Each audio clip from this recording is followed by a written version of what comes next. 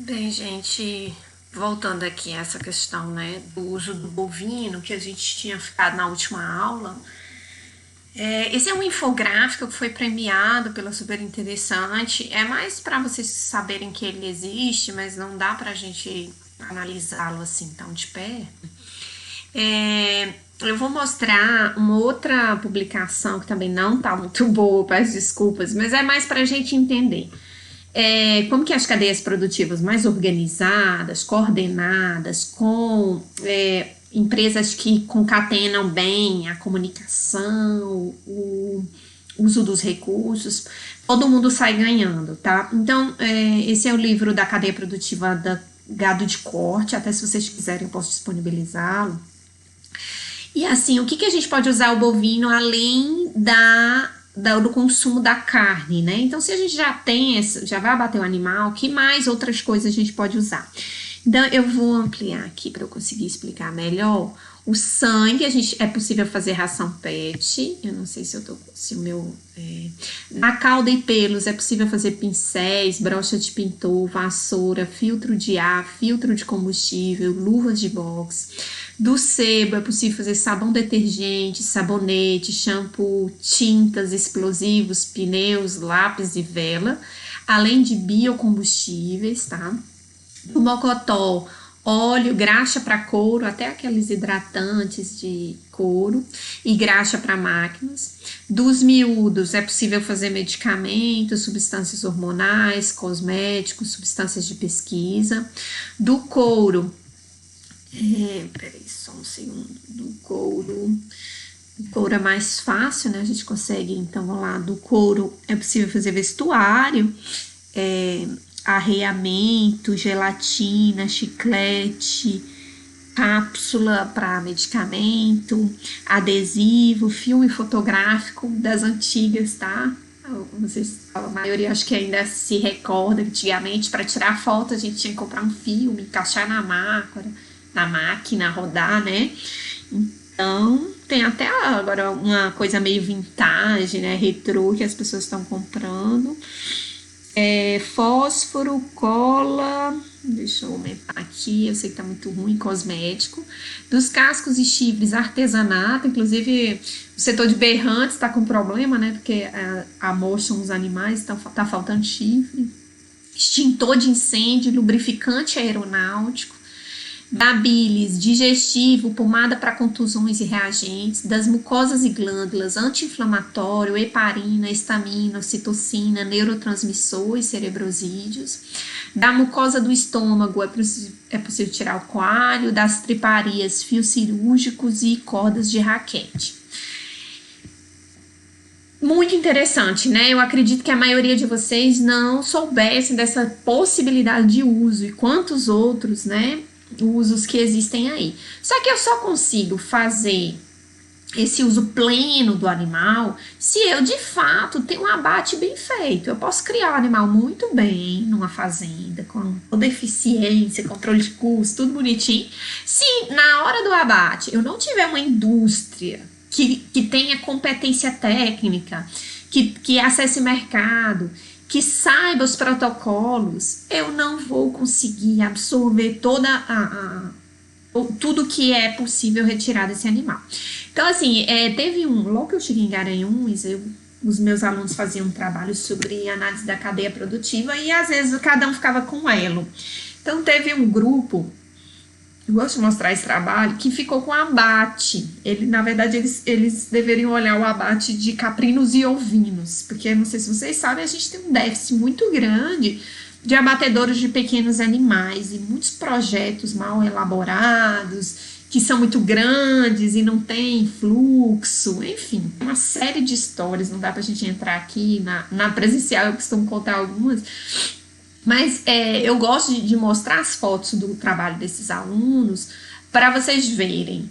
O que acontece? Em Garanhuns não tem um abatedouro de pequenos animais. Então, na época, eles correram muito atrás e descobriram que tem uma rua aqui de marchand, de pessoas que abatem no quintal da casa e vendem a maioria em feira livre. Então, veja, por mais que você tenha um animal de alta qualidade, se você precariza o elo abate, você precariza toda a indústria em volta e você perde valor no produto final. Então, e aí, diante dessa ausência desse elo organizado, os alunos fizeram uma visita ao abatedouro municipal, que é de grandes animais, de bovinos, né? E eu queria ressaltar que essa não é a realidade atual. Esse abatedouro, ele passou por uma reforma grande, robusta. Eu até participei de uma monografia, de um relatório de estágio do aluno que estagiou lá e relatou essas mudanças.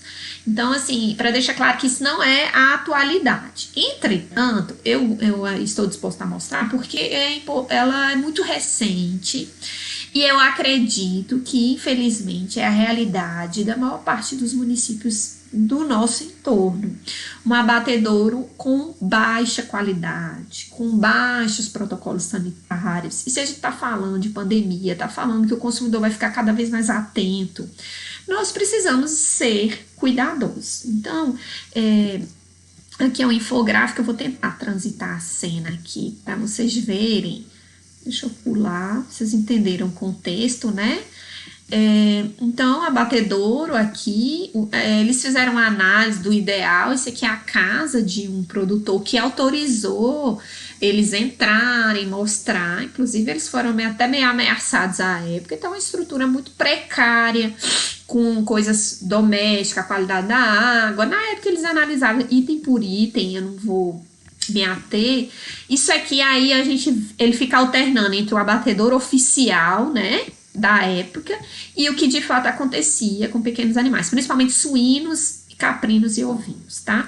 Então esse é o quintal da casa desse senhor, que foi, e aqui a gente volta para o abatedouro, ressaltando que houve uma reforma, mas olha, isso aqui tá tudo fora dos padrões, não se recomenda mais o uso de... Vocês vão estudar isso certamente, mas o uso de azulejos, porque o rejunto absorve muito sangue, é uma coisa muito difícil de higienizar. Então, se vocês observarem, eu não vou saber nem explicar, mas tem uma série de erros no processo. Então, a higiene da carcaça, a roupa do funcionário... enfim, a forma ideal de fazer os cortes. Eu vou passar aqui é o chutes, né, onde as vísceras entram para ir para um tanque. Aqui é onde é feita a avaliação das vísceras. E aí tem uma coisa muito grave que entra uma questão ética que a gente não pode deixar de discutir em administração e em todas as disciplinas, na verdade, é que nesse momento aqui é obrigatório em todo abatedouro que haja um veterinário para fazer a avaliação de carcaça. E nesse momento aqui os alunos tinham vários laudos assinados e o veterinário não comparecia nessa época. Os funcionários que são experientes que fazem essa avaliação e, havendo alguma coisa muito distoante do ideal, esse veterinário era comunicado. Então, isso é uma forma de corrupção que, infelizmente, permeia a nossa sociedade, não está só nas instâncias políticas, né? Então, esse piso aqui é um piso extremamente inadequado, ele absorve muito sangue, né, orgânico, então a proliferação de outras coisas aí é muito grande, muitos problemas sanitários aqui. Aqui, principalmente víscera, bucho, triparia, né, que é altamente contaminante, vocês sabem muito mais que eu. E aí, voltando para a questão, assim, real também, né, que isso aqui eu acredito que ainda continua acontecendo, né, o tipo de chão, o tipo de piso, né, aqui tem um chiqueiro ao lado, como que as carcaças são manipuladas, as vísceras, os dejetos. Aí no outro dia eles foram, quem faz a higienização é o totozinho aqui. Eu não quero ficar fazendo julgamento desse senhor, porque não é uma questão que a gente tem que personificar e não adianta ficar fazendo carinha de nojo. Não, a gente tem que ser profissional e tem que trabalhar para corrigir isso de uma maneira justa.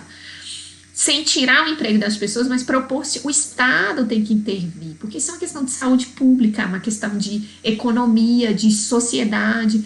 Então, ou a gente corrige isso para preservar todos da cadeia, o produtor que produz uma carcaça boa e chega que ela é precarizada, e enfim, então vou voltar aqui.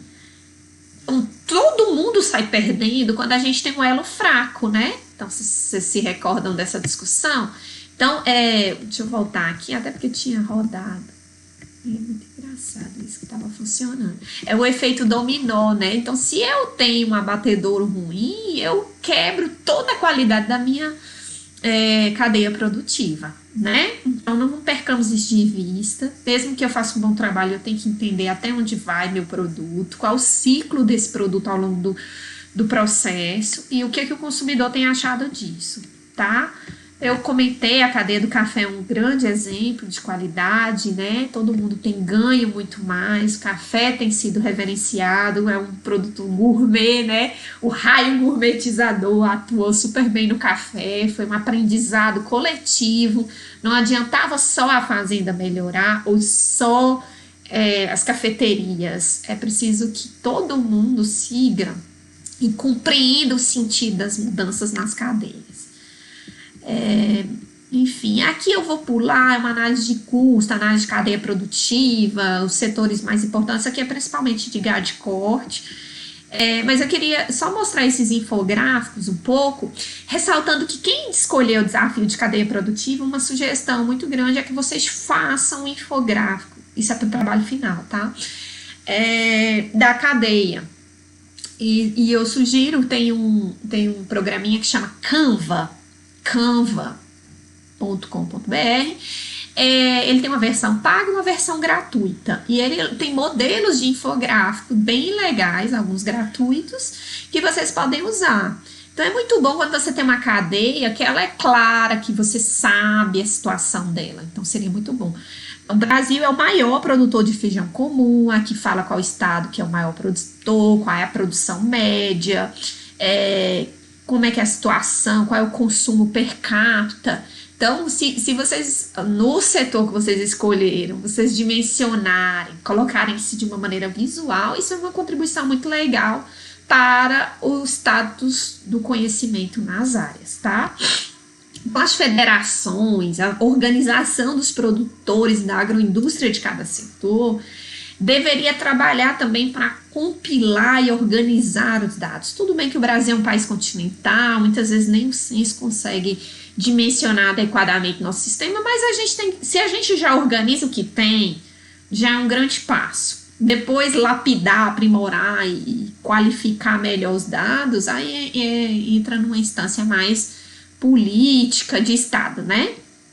Aqui, por exemplo, é também um infográfico bem legalzinho de morangos, a área plantada no Brasil em torno de 4.300 hectares, a produção é de 160 mil toneladas, deixa eu me aumentar aqui para eu ver.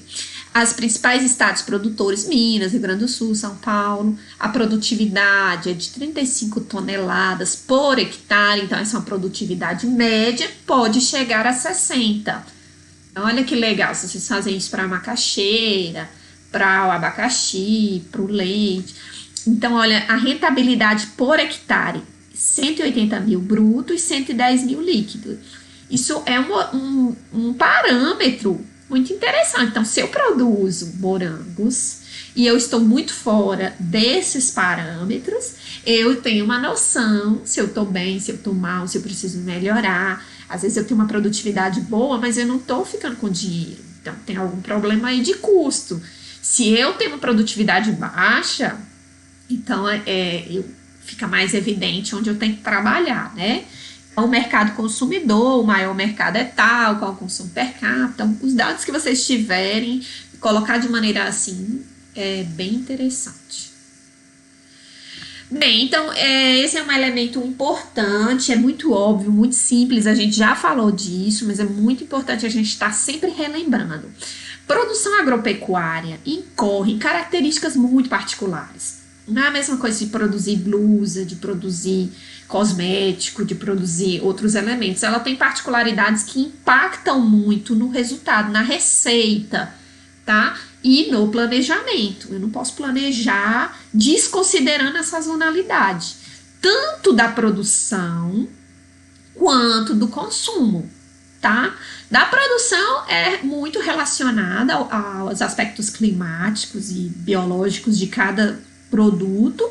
Eu tenho como reverter algumas situações, eu posso fazer uma indução de florada, eu posso fazer um estresse hídrico quando possível e quando o custo viabilizar, mas muitas vezes ultrapassa o meu domínio, tá? Então eu preciso de muito planejamento. Então, por exemplo, leite, se eu quero produzir mais na entre safra, primeiro que eu tenho que cuidar porque há uma mudança muito drástica de estações do ano entre o Sudeste e o Nordeste. Então, quando aqui é época de estiagem, no Sudeste é época de chuva, né? Então, o verão lá é chuvoso, o nosso verão é seco e o inverno é chuvoso. É bem estranho para quem não tem essa dimensão, não parou para observar isso.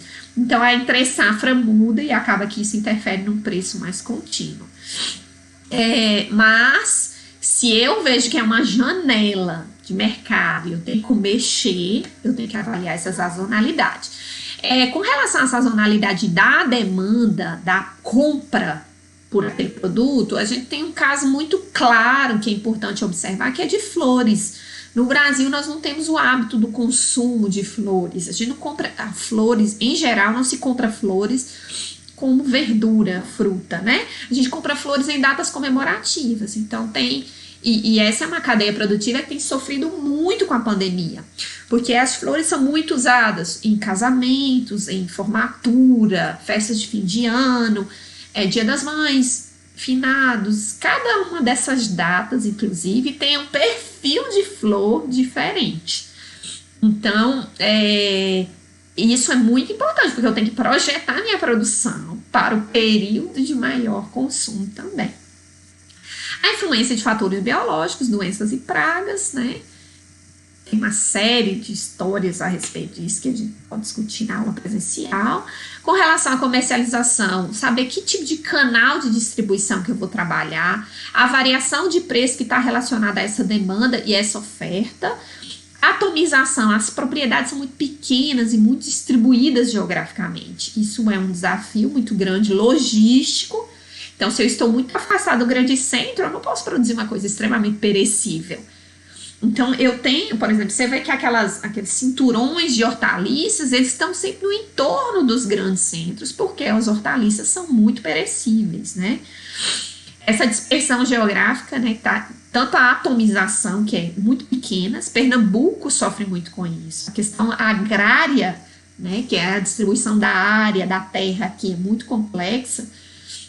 E a gente vê, claro que no Brasil todo, tá? Mas aqui, o porquê que a gente tem propriedades tão pequenas. Então, se eu tenho uma família que tinha 100 hectares e o pai teve 10 filhos, ele vai, né, dividir, na hora da divisão da herança, cada um desses filhos vai ficar com 10 hectares. E se cada um desses filhos, sei lá, tem 4 filhos, então vai pegar esses 10 hectares e dividir por 4. Então, essa sucessão familiar, que muitas vezes não corresponde a um acréscimo patrimonial, acaba gerando uma subdivisão da terra muito alta. E essa atomização muitas vezes inviabiliza o sistema. Ah, professora, eu tenho que ganhar dinheiro. Nossa, existem limites aí estruturais para ganhar dinheiro. Então, sobretudo em colocar mão de obra externa. Se a propriedade é muito pequena, o trabalho tem que ser familiar, senão não paga. Não paga, tá? Nós temos essa cultura muito forte de contratar mão de obra externa. O produtor, com qualquer tanto de terra, ele já fala, eu não capino mais, e se eu contrato alguém para fazer. Na minha experiência na França, gente, as propriedades não são muito grandes lá, porque legalmente nem se pode ter muita terra, porque o Estado limita o volume de produção por pessoa, mas um dos grandes problemas que os especialistas denotaram lá é que os produtores não querem contratar mão de obra, eles falam que não precisa. Tem muita tecnologia, ordenha em geral mecânica, o robô e tudo mais, mas O produtor rural é um trabalhador rural. Aqui, muitos produtores não põem a mão na massa. Eu não estou dizendo que eles não trabalham, mas muitos transferem essa responsabilidade do trabalho braçal, do trabalho do campo, da alimentação animal, da capina, de tudo, para o funcionário. E isso acaba comprometendo a renda, tá? Essa atomização, as fazendas ficarem muito pequenas, acaba complicando ainda mais a viabilidade da fazenda. Perecibilidade. Então, se eu tenho lá uma fazenda de morango e eu vou vender meus morangos e a pessoa sabe, eu estou muito longe, ou um pouco longe, aí vai um atravessador comprar, eu vou vender minha caixa de morango a R$5. Ele fala, não, eu só pago 3. Aí você fala, não, então não vai. Ele, boa sorte para você. Ele sabe que seu morango dura muito pouco, que você tem uma margem de tempo aí de negociação muito fechada. Então, esse é um desafio muito grande, né, com relação à precibilidade. Então, tecnologias que consigam mitigar esse problema, negociações antecipadas, mesmo que você perca a renda, mas que você garanta pelo menos uma parte da produção, você tenta vender antecipado. Não é muito forte esse mercado RED aqui, mas a gente tem que trabalhar nesse processo. E a elasticidade, né? A gente tem... vocês viram a economia? Produtos mais elásticos são produtos mais sofisticados, mais caros. Então, carne de primeira é mais elástica. O que é isso? Quanto maior a minha renda, mais eu consumo. Quanto menor a minha renda, mais eu reduzo. E produtos menos elásticos, arroz, feijão, eu mexo menos. Vou tentar dar um exemplo. Vamos imaginar que vocês ganham um salário bom e de repente vocês dobram esse salário. Sei lá, eu ganho 5 mil e depois eu passo a ganhar 10 mil rapidamente. Isso não vai implicar em dobrar meu consumo de feijão. E feijão eu já consigo, nesse patamar do exemplo, consumir de uma maneira satisfatória. Então ele é inelástico. Eu meio que não aumento. Eu posso até mudar o tipo de feijão, ou arroz. Arroz agora está nessa polêmica do preço, mas vamos imaginar, arroz é um produto relativamente inelástico. A gente não come muito mais arroz se a renda da gente aumenta. A gente pode fazer troca. Então eu vou comer arroz 7 grãos, eu vou comer um arroz vermelho, um arroz, enfim, um outro tipo de arroz mais sofisticado, mas o arroz arbóreo e tal. Mas eu não vou, porque eu dobrei minha renda, eu vou comer agora o dobro de arroz. Veja, ele é mais inelástico, não varia tanto em função da variação da renda ou do preço, inclusive, tá? Já carne de primeira, por exemplo, eu vou consumir mais. Não é que meu estômago aumentou, mas eu vou fazer mais churrasco, eu vou fazer uns carpaccios, eu vou dar uma incrementada nisso aí. Ou, por exemplo, antes, quando o meu salário era naquele patamar inicial, eu não comprava foie gras. É um patê de fígado caríssimo. Eu não comprava, agora eu começo a comprar, porque minha renda aumentou muito e eu tô me dando esse luxo, né?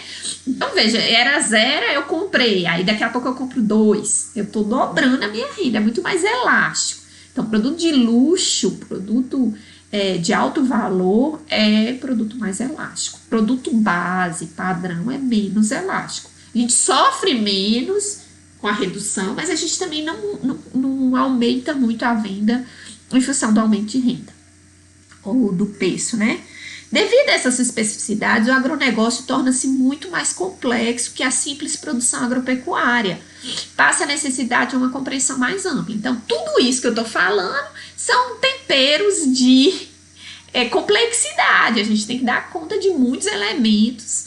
Por isso, planejamento, pensar antes, e se nos ajuda a minimizar essas questões, né?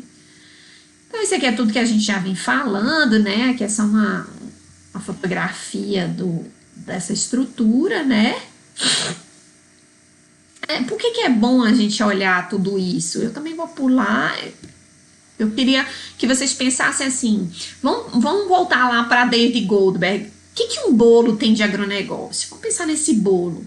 Às vezes os alunos, quando eu pergunto o que um bolo tem de agronegócio, as pessoas falam todos os ingredientes, porque os ingredientes são alimentícios, né? Vem do agronegócio, mas tem muita coisa envolvida. Então, a cadeia produtiva do açúcar, a gente tem os tratores do açúcar, a gente tem a cadeia até da beterraba, que em outros lugares, a gente tem o biocombustível para movimentar uma frota, principalmente que o Brasil, o modal de transporte está muito rodoviário, né? A gente tem a cadeia produtiva do leite para fazer esse bolo, a cadeia produtiva do milho para alimentar as vacas, para alimentar as galinhas que estão dando bolo, dando os ovos, enfim. Então, isso aqui é uma provocação que eu gosto de brincar em sala, para a gente conseguir ampliar a nossa perspectiva, né? Para mostrar para vocês que às vezes é ainda maior. Tem uma questão sanitária, se houver problema com a cadeia produtiva da avicultura e os ovos acabarem, a gente não vai ter esse bolo nesse formato. Tem a questão logística dos entrepostos, portos, aeroportos, a questão da fruticultura, enfim, a questão bancária. Essa é a visão sistêmica, né? Essa é a visão do todo. Essas são algumas tabelas de análise do agronegócio, porque isso é uma questão importante, a gente observar que o setor de produção agropecuária na fazenda, ao passar do tempo, ele tem perdido a participação em dinheiro, ele fica com menos dinheiro. Quem está ficando com mais é quem está mais perto do consumidor ou quem usa mais tecnologia. Então, olha só, em 1950, a fazenda ficava com 32% do recurso que movimentava toda a cadeia. Os insumos, 18%, e o setor de processamento e distribuição, que estão juntos aqui, 50%. Vamos focar na produção agropecuária para depois voltar nos outros. Então, a gente detinha 32%, em 2000 passou para 15%, uma redução demais, muito alta, né? Menos da metade. E agora a gente vai chegar a 10%. Então, a gente tem que aumentar a nossa eficiência, senão a gente não vai sobreviver. E o setor de insumos cai, mas não cai tanto. E já o setor de processamento e distribuição, que tem sofisticado, produtos diferenciados, aproximação com o consumidor, interação com o consumidor, são os dois setores que juntos estão cada vez mais dominando os recursos. Por isso, gente, uma fazenda que consegue eliminar o que vem na frente, ela ganha muito dinheiro. Então, à medida que... Imagina, eu compro insumos, eu produzo leite. Aí eu tinha que vender o leite para um atravessador, que vendia para um laticínio, que processava, aí vendia para uma rede de restaurantes, e essa rede de restaurantes vendia para uma pizzaria, para uma cafeteria, e fazia pão de queijo, a pessoa comia. Aí eu agora tenho a fazenda, vamos dar um exemplo da Polilac, né? Eu elimino todo mundo e eu vendo direto para o consumidor. Então, eu ganhei as margens de vários elos, porque eu estou fazendo uma integração vertical, não por contrato, mas plena, né? Eu estou colocando outros elos dentro da minha fazenda. É ótimo isso, mas isso também tem um custo gerencial, é muito complexo, é difícil, não dá para todo mundo fazer isso. E implica em mão de obra altamente qualificada, tá? Mas é uma opção, uma estratégia de ganhar dinheiro. Esses são dados um pouco mais antigos. Deixa eu botar aqui, mas só pra gente ver, né? O setor de insumos, ele envolve sementes, fertilizantes, rações, produtos defensivos, veterinários, máquinas e implementos. A produção agropecuária na fazenda é a produção animal, lavouras permanentes, lavoura temporária, horticultura, silvicultura e extração vegetal, então seringueiras, castanha do Pará, capim dourado, uma série de... porque extrativismo entra também, tá? 31% vem para processamento e transformação, alimentos e bebidas, têxteis e vestuário, madeira, álcool, papel, fumo, óleo e essências. E 32% que é aquela última ela ali, que está perto do consumidor. Restaurantes e hotéis, bares, padarias, fast food, self-service, supermercados, comércio atacadista e exportação. Há uma crítica muito grande que quem produz, quem está lá no campo ganha muito pouco e quem está, a indústria e a distribuição ganham muito. essa assimetria de poder, de ganho, de informação, acaba gerando um mal-estar nas cadeias que precisa ser corrigido, né? Se o produtor não for estimulado, ele vai começar a produzir, a fraudar o produto, ele vai começar a ter uma qualidade de vida tão precarizada que isso vai acabar gerando todo um problema na cadeia. A gente tem muitos déficits estruturais, esses aqui são antigos, mas de qualquer maneira vale a pena a gente destacar. A gente tem um déficit de armazenamento de grãos muito alto, e olha que o setor de grãos é o setor que ganha muito dinheiro, que exporta muito, e mesmo assim, muitas vezes a gente tem super safra, aí tem boom danado, agronegócio, super safra, só que é meio desesperador, porque você não tem onde colocar tantos grãos. Então, um incentivo e linhas de financiamento, estruturas de armazenagem são muito interessantes para potencializar e reduzir o risco de mercado. 10 bilhões é o que seria necessário para reduzir os problemas das estradas no Brasil. A gente tem uma malha rodoviária dominante, isso não é interessante. Quando tem uma greve de caminhoneiros, a gente para tudo. A gente tem rios incríveis, infelizmente a maioria é assoreado, nós não temos um transporte fluvial pujante, nós temos uma costa imensa, transporte até de pessoas deveria usar mais o mar, porque imagina, sei lá, você mandar de Pernambuco para o Rio Grande do Sul, muita coisa de navio pela costa marítima, seria uma possibilidade. Para isso a gente tem que modernizar nossos portos. E a questão ferroviária, que poderia reduzir muito o custo de tudo e tirar essa sobrecarga no setor rodoviário, né? Então, $50 mil é o custo diário de um navio parado no porto, aguardando para ser carregado ou descarregar mercadoria. Enfim, então é um custo muito alto quando isso tem que acontecer, e a gente tem uma demanda muito grande por uso portuário. Aqui é uma projeção de quanto seria para investir na malha ferroviária. É um custo alto a implantação de ferrovias, mas a manutenção de ferrovias ela reduz muito. Mas existem muitos interesses políticos, infelizmente, que não prezam pela maior eficiência, pelo ganho de mercado, mas por interesses pessoais. Bem, então, gente, para trabalhar com agronegócio, para ser um bom empresário, né, algumas dicas bem elementares, mas eu vou citá-las. Continuar incorporando novas tecnologias, não dá para fugir disso, mesmo para um pequeno produtor. Estabelecer sistemas mais eficientes de controles de custos e de orçamento, porque para chegar no consumidor um produto bom e um produto viável, eu tenho que saber o quanto ele está custando.